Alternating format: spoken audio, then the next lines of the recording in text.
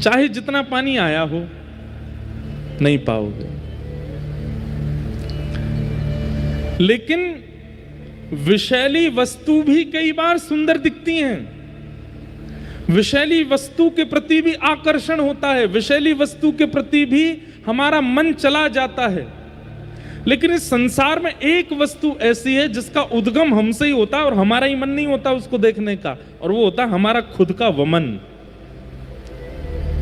अपनी खाई हुई वस्तु ही गर्भ में जाके जब पुनः मुख से बाहर आ जाए वमन के रूप में, व्यक्ति स्वयं नहीं देखता उसको, जबकि वो खुद से ही प्रकट हुई है।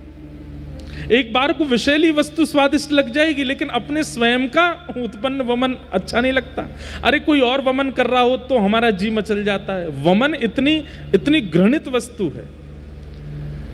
यहां पर नाभाजी कहते हैं, रूप सनातन गोस्वामी ने संसार का कैसे त्याग किया? बोले जैसे वमन का त्याग होता है।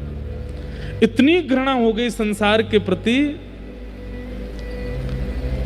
आप कहोगे महाराज जी शायद हो सकता है उनका जीवन इतना उच्च नहीं रहा होगा इसलिए उनका त्याग होगा। अब जीवन सुन लो उनका कैसा था। बोले गौड़ देश बंगाल हुते सब ही अधिकारी।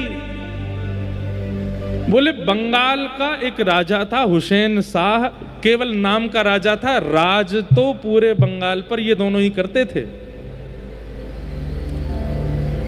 क्या स्वर्ण की कमी, क्या रत्नों की कमी, क्या घोड़ों की कमी, एक राजा के समान सारी संपत्ति थी इनके पास में। किसी चीज की कोई कमी नहीं थी कि भाई ऐसा होता है ना कि कमी ग्रस्त हो गए हों तो सब छोड़ छाड़ के आ गए हों, नहीं, कोई कमी नहीं थी। इनका पूर्व देह का नाम जो था वो अमर और संतोष।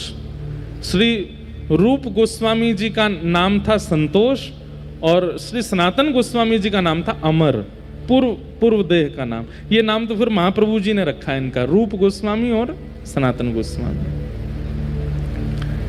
ब्राह्मण कुल में जन्मे थे, किसी चीज की कोई कमी नहीं। श्री नाभाजी वर्णन करते हैं और श्री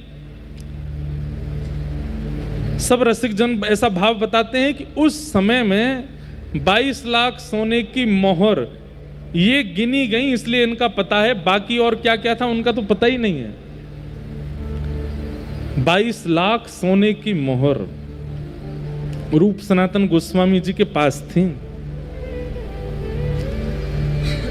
यह सुख अनित्य विचार वास वृंदावन कीनो। उस सर्वगुण संपन्न स्थिति में एक बात तो मन में आती है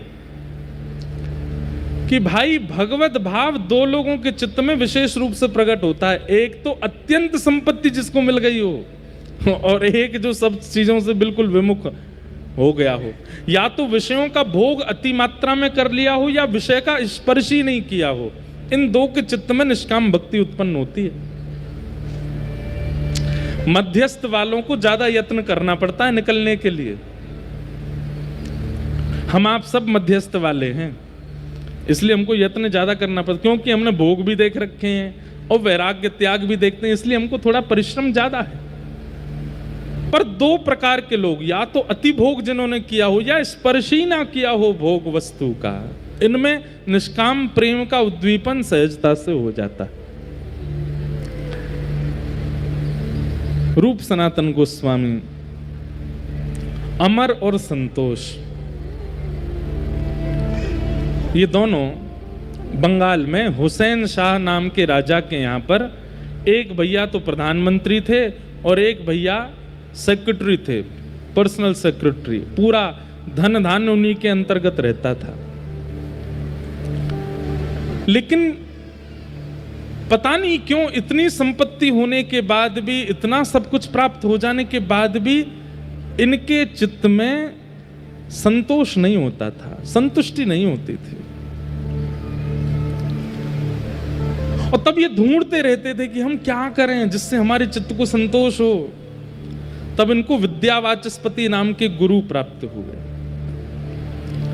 और उन्होंने इनको ठाकुर जी का जितना उनको पता था उतना ज्ञान, सेवा का, नाम जप का थोड़ा बहुत बताया। लेकिन बंधुओं, कई बार ऐसा होता है कि व्यक्ति अगर खुद आस्वादन नहीं करता और दूसरे को उपदेश देता है तो दूसरे के चित्त में वो भाव व्यवस्थित नहीं हो पाता। हमारी बात ध्यान से सुनिएगा। वैसे तो वक्ताओं के लिए बात है, अगर आपने स्वयं आस्वादन नहीं किया किसी भाव का और आप मंच से बोल रहे हो तो श्रोताओं के चित्त में वो व्यवस्थित नहीं हो पाएगा। तो विद्यावाचस्पति ने जो भक्ति मार्ग इनको बताया था, उससे ये नाम जप तो करते थे, उससे सेवा तो करते थे, पर स्थिति इतनी तीव्र नहीं हो रही थी।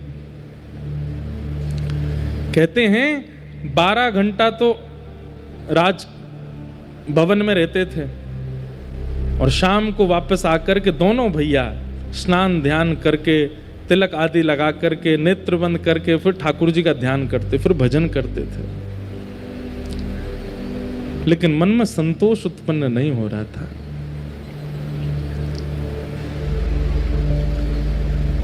तभी आपने किन्हीं के द्वारा महाप्रभु श्री चैतन्य जी का नाम सुना। और चैतन्य महाप्रभु का नाम कैसे सुना? बोले भैया, जगन्नाथपुरी में एक सार्वभौम भट्टाचार्य हैं जिन्होंने पूरी पृथ्वी के ज्ञानियों को भी अपना शिष्य बना लिया। उनका नाम ही था सार्वभौम भट्टाचार्य। मतलब पूरी पृथ्वी में कोई ज्ञानी आ जाए, अगर सार्वभौम जी के सामने आ गया, अपनी दृष्टि से, अपनी वाणी से, अपने चलन चाल से उसको अपना चेला बना लेते थे। इतना उनका बल था। बोलना पढ़ाना तो बहुत आगे की बात है, दृष्टि मात्र से उनका नतमस्तक हो जाते थे सामने आकर के लोग। उन सार्वभौम भट्टाचार्य जी को चैतन्य महाप्रभु ने अपना अनुयायी बना लिया और इस बात का बड़ा प्रकाश हो गया। उड़ीसा में, बंगाल में, जहां जहां जाएं तो लोग बाग यही चर्चा करें। बोले भैया, एक जगन्नाथपुरी में एक बाबा रहते हैं, कौन, क्या नाम उनका? चैतन्य महाप्रभु, कृष्ण चैतन्य महाप्रभु। बोले क्या किया उन्होंने? बोले अरे सार्वभौम भट्टाचार्य जी को अपना शिष्य बना लिया। अब इसको कई लोग प्रभाव के रूप में देखते हैं, पर यह प्रभाव नहीं था। रसिक जन अपना प्रभाव प्रकाश करते भी नहीं है। ऐसे तो हमारे स्वामी जी के पास अकबर हर 10 दिना में भग तो वृंदावन में। अरे हमने तो ऐसा भी सुना है कि अकबर ने जब स्वामी जी का रूप देखा, स्वामी श्री हरदास जी का, तो अकबर के चित्त में इतनी विरक्ति आ गई कि उसके मन में आया कि मैं सब बादशाहपना छोड़ छाड़ करके निधिवन राज में एक कुंज मुझे मिल जाए, मैं यहीं रहूं, इनको 24 घंटा देखा करूं, भजन नहीं करूंगा, नाम जप आदि तो बाद की बात है, केवल स्वामी जी को देखने के लिए रहूं मैं। स्वामी जी ने विचार करी कि भैया जे अगर सब छोड़ छाड़ के यहां आ गए हो तो पूरे विश्व में प्रभाव फैल जाएगा कि भैया वृंदावन में एक रसिक श्रोमणी स्वामी श्री हरदास जी हैं जिन्होंने बादशाह अकबर को अपना चेला बना लिया, और फिर यहाँ के प्रभाव के कारण दुनिया यहाँ भीड़ लगावेगी और वृंदावन में इतनी भीड़ रह जाएगी, अयोग्य लोग भी आकर के वृंदावन के रस में भंग करेंगे। तो स्वामी जी ने अकबर से कही, तू हमारो चेलो बननो चाहे तो हमारी एक बात मान, बोलका वो दिल्ली चलो जा और वहीं से वृंदावन की सेवा करते रहे। यहाँ के बंदरन के काजे, यहाँ के ब्रजवासीन के काजे, यहाँ के वृक्ष वल्लरी कुंजन के काजे, वहीं से सेवा करते रहे, यही हमारी आज्ञा है, यहाँ मत रुके तू। तब अकबर बोला मैं आपको देखे बिना नहीं रह सकता। तब किसी ने कही, बोले आप पे तो बड़े बड़े चित्रकार हैं, चित्र बनवा लो स्वामी जी का। तब सबसे पहला चित्र अकबर ने बनवाया। जो स्वामी जी का चित्र आज भी हम सब लोग देखते हैं, वो उसी ने ही निर्माण कराया और ले गया, और जहां बैठ करके वो अपना नित्य क्रम करता था वहां स्वामी जी का चित्र लगा रहता, नित्य दिखता था। तो आचार्यों के तो रूप में ही इतना प्रभाव है कि उनको कुछ करने की आवश्यकता नहीं है, उससे खिंचे चले जाते हैं लोग। लेकिन दुनिया इसको प्रभाव समझती है, वो प्रभाव नहीं है।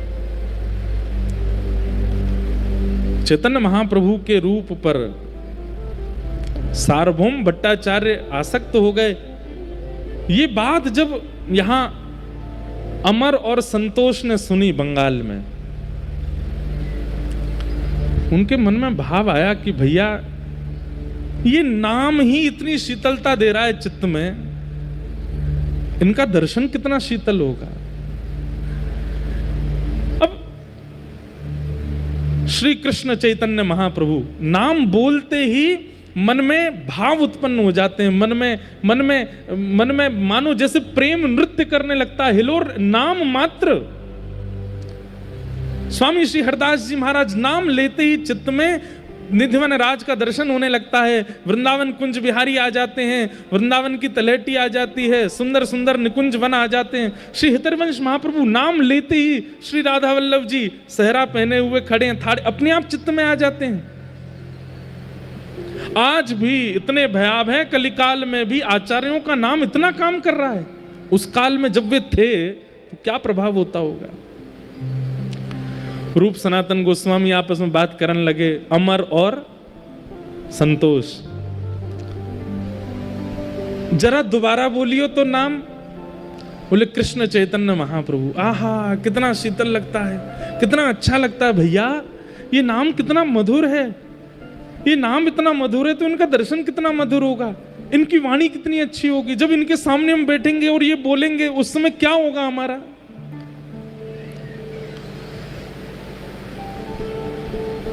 मन में विचार करने लगे क्या करें।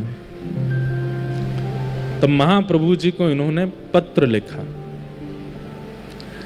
और पत्र में लिख कर के महाप्रभु जी से कहा कि हे महाप्रभु जी, हमारी स्थिति अब रहने की नहीं है, अपनी पूरी स्थिति बताइए, हम कौन हैं, किस पदवी पर हैं, कितना धन है, कितनी संपत्ति है। बोले हमारे जो वस्त्र हैं उनमें भी सोने की कढ़ाई होती है। सब लोग इधर देखो, ध्यान से सुनो। हमारे पास इतने घोड़े हैं, भोजन पानी बनाने के लिए इतने सेवक हैं, हमारे पास कोई कमी नहीं है, लेकिन मन में संतुष्टि नहीं है। जब नाम सुनते हैं, कहीं सत्संग हो रहा है, ये बात सुनते हैं तो नेत्र भर आते हैं, लेकिन क्या बताएं, इतने श्रेष्ठ बन गए हैं कि अब सब त्यागना हमारे लिए मुश्किल हो रहा है। लेकिन मन में आपका नाम जब से आया तब से मन में भाव आ रहा है कि यदि आप आज्ञा कर दोगे तो सब छोड़ के चले जाएंगे। महाप्रभु जी को पत्र लिखा, आप आज्ञा कर दीजिए, हम क्या करें, घर छोड़ दें। आप कह देंगे छोड़ दो, उसके बाद देखेंगे नहीं। मतलब त्याग की अनंत स्थिति आ गई है चित्त में, बस आज्ञा चाहते हैं। महाप्रभु जी ने जब पत्र पढ़ा जगन्नाथपुरी में, पत्र में प्रयोग हुए शब्दों से ही महाप्रभु जी पहचान गए कि अभी ये त्याग के योग्य नहीं हुए। इनका त्याग तब सार्थक होगा जब इनको मैं मिलूंगा। मैं बिना मिले अगर कह दूं कि सब छोड़ के चले जाओ तो इनके त्याग से कल्याण नहीं होगा। इनका तो हो जाएगा, पर इनसे हमें बहुतों का कल्याण करवाना है, वो नहीं हो पाएगा। वही वाली बात जो आज कथा के प्रारंभ में कही कि एक तो होता है फल का स्वयं टूट के गिर जाना और एक होता है किसी के द्वारा तोड़ना। महाप्रभु जी ने पत्र में कहा अभी प्रतीक्षा करो और तुम्हें छोड़ने की आवश्यकता नहीं, मैं आऊंगा और मैं आकर के तुमसे मिलकर के तुम्हारा घर छुड़वाऊंगा, तुम्हारी सारी जो स्थिति है उसका त्याग करवाऊंगा, तब तक और प्रतीक्षा करो। रूप गोस्वामी पाद को जैसे ही पत्र मिला वो तो नाचने लगे, आनंद निमग्न हो गए। महाप्रभु जी आएंगे, हमसे मिलने आएंगे, हम पर कृपा करने आएंगे। तब महाप्रभु जी वृंदावन गए।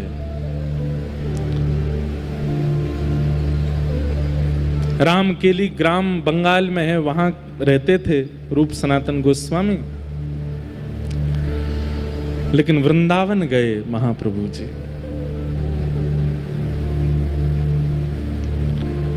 और श्री वृंदावन में इमली तला दर्शन किया है। सेवा कुंज के पास में इमली तला है। कहते हैं कि वो वृक्ष स्वयं हमारे प्रिया प्रियतम ने एक साथ द्वापर युग में ही लगायो। और उसके लिए कई लोगों ने बड़ी कथाएं ऐसी बनाई है कि राधा रानी ने उसको शाप दे दिया, क्योंकि किशोरी जी श्रृंगार करके जा रही थी सेवा कुंज में और नीचे एक इमली को वो आ गए फल, तो किशोरी जी को पाम रिपट गया, उनको श्रृंगार बिगड़ गया, तो क्रोध में आके उन्होंने शाप दे दिया। ऐसी कथा लोग बताते हैं, पर हमारा पुराना घर वहीं है, इमली तला के पास ही है। हम बचपन से वहीं रहे, ऐसा भाव बना दिया। हो योगी तो ठीक है, लेकिन भाई हमारी किशोरी जी को गुस्सा ना आवे, और गुस्सा आवे तो शाप दे दें, वो भी इतनी सी बात पे, ऐसा है ना सके। तो वो इमली तला, जैसे ही महाप्रभु जी वहां पहुंचे, बैठ गए वृक्ष। तब वृंदावन प्रकट नहीं हुआ था, वृंदावन सघन वन था। वृंदावन में अभी रास्ते भी नहीं बने हैं। वृंदावन केवल दो पहचान थी वृंदावन की, एक श्री यमुना जी, दूसरे गिरिराज जी। इनके बीच में जो समाहित है वो वृंदावन है। उस समय महाप्रभु जी वृंदावन आए और यमुना के तट चलते चलते चलते चलते चलते जैसे ही सुगंधी आई रज की, समझ गए महाप्रभु जी यही है वो वृंदावन।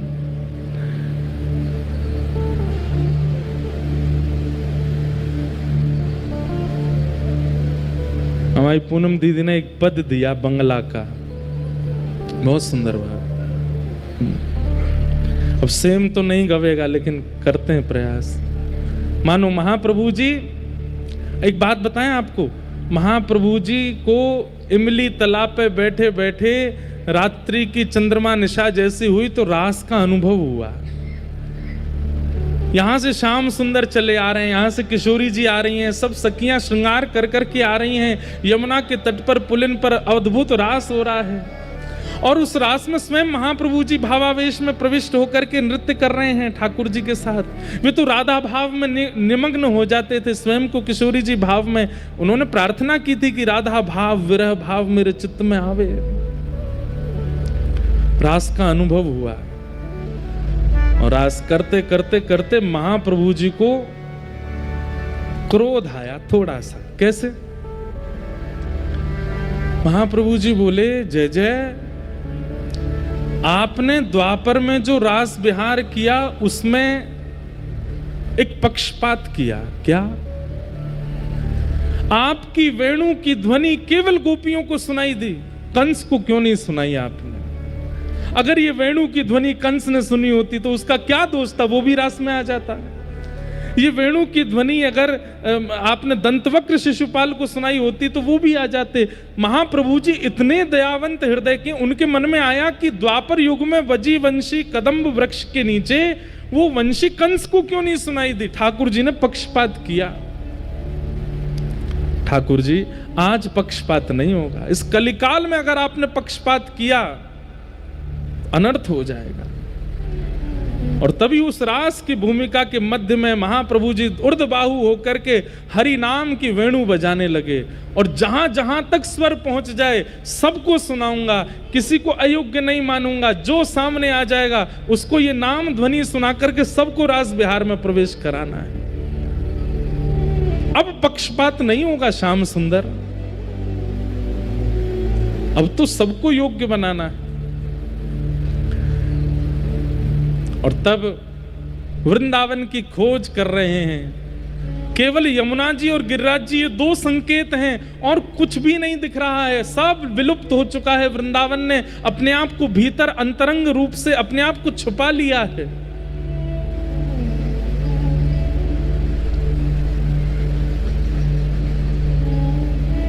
देखो देखो, बोलो बोलो गोपेश्वर, कोथाय अमर प्राणेश्वर। बोलो बोलो गोपेश्वर, कोथाय अमर प्राणेश्वर। मानो गोपेश्वर महादेव को देख करके कहते हैं, अरे बोलो गोपेश्वर, मेरे प्राणनाथ गोपीनाथ कहाँ हैं? ये वृंदावन ही तो है, यमुना जी बह रही हैं, यहीं आसपास ही गोपीनाथ होने चाहिए। बताओ ना वो कहाँ हैं?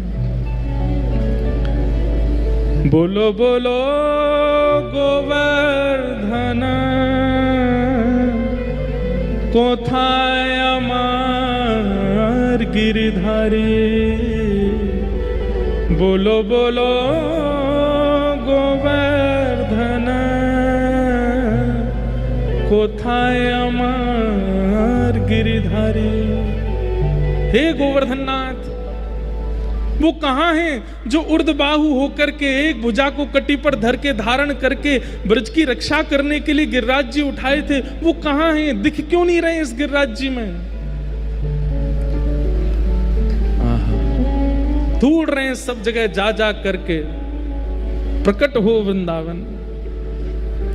बोलो बोलो वंशी बट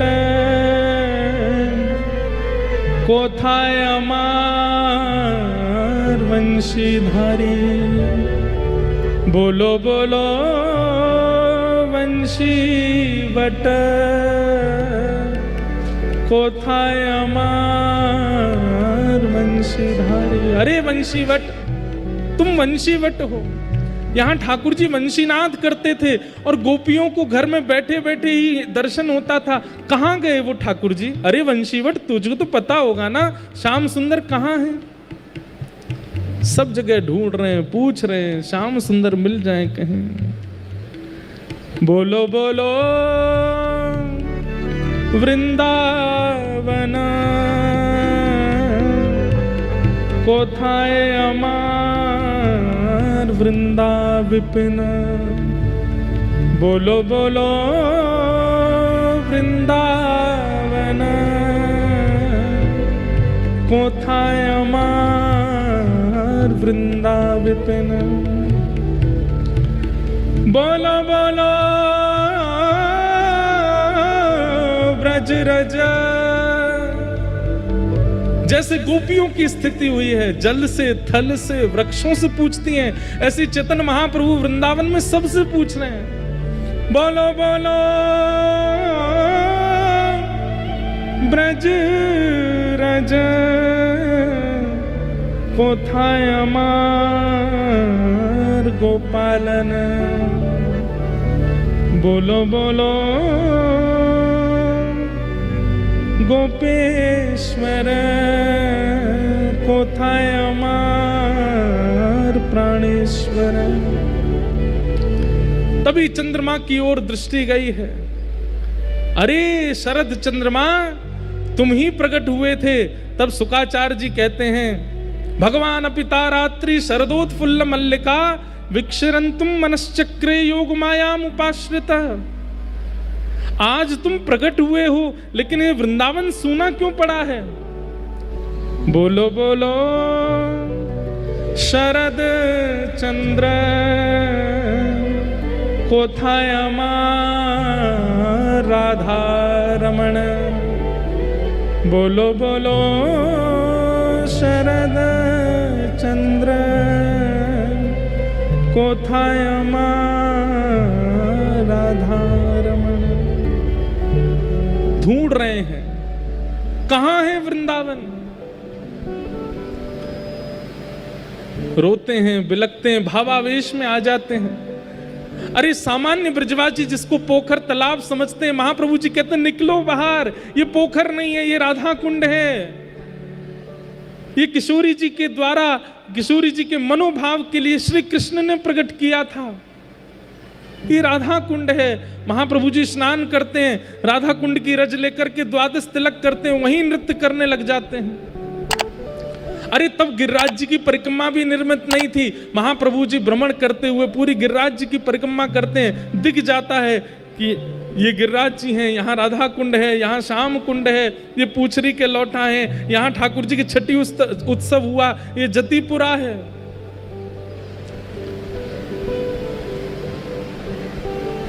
महाप्रभु जी के हृदय में विरह वेदना हो गई, लेकिन माता सची की आज्ञा है कि जगन्नाथपुरी में निवास करना है।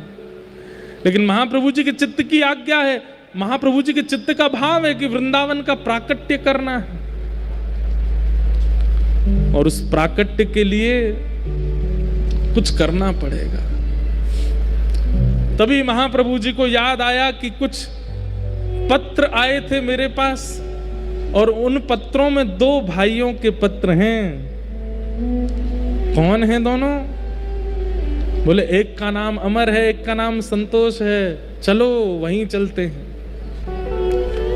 और श्रीधाम वृंदावन से महाप्रभु जी अपने समस्त भक्त मंडली के साथ निकल पड़े हैं। कहां? यहां रामकेली गांव जो कि बंगाल में है, और वहां महाप्रभु जी पहुंच गए।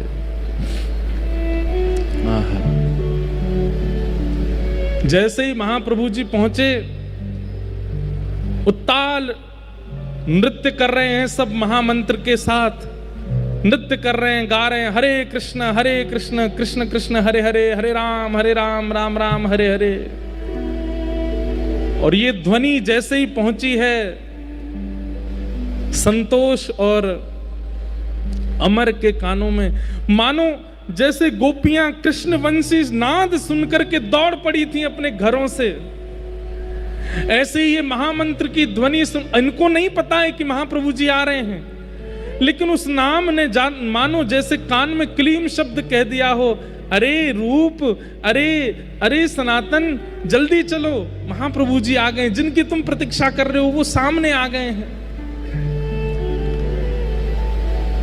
तुरंत दौड़ पड़े, अपने राजकीय कार्यों को छोड़ दिया, घोड़े पर नहीं बैठे, पादुका भी नहीं पहनी, दौड़ पड़े, भुजा उठा करके दौड़ रहे हैं। तभी देखते हैं, आहा, असंख्य सब गोस्वामी जन नृत्य कर रहे हैं और मध्यस्थ भुजा उठा करके श्री चैतन्य महाप्रभु नृत्य कर रहे हैं। दोनों ने जाकर के दंडवत प्रणाम किया, नेत्रों से प्रेमाश्रु पुलकित हो गए, अश्रु प्रवाह होने लगा। महाप्रभु जी के चरणों में वंदन करके कहे, बोले प्रभु अब कृपा करो, अब अनुग्रह करो, अब नहीं रहना है, अब नहीं यहां बस सकते हम।